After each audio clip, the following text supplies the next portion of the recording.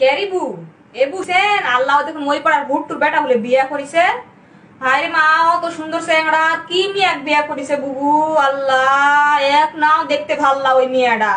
সে যাতাই কালোর কালো লা বুবু, কালো হইলে একটা মুখের মানান থাকা লাগবে না? আমরাও তো কালো, তারপরে একটা মুখের মান থাকা লাগবে না?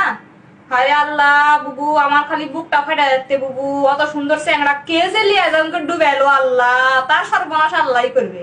ওই দেখেন ওই পড়া সিদ্দিকের বিল্লির কথা শুনিছেন? আল্লাহ কেবা বলে দেখেন এত বড় মোবাইল কিনে দিছে, এত বড় মোবাইল।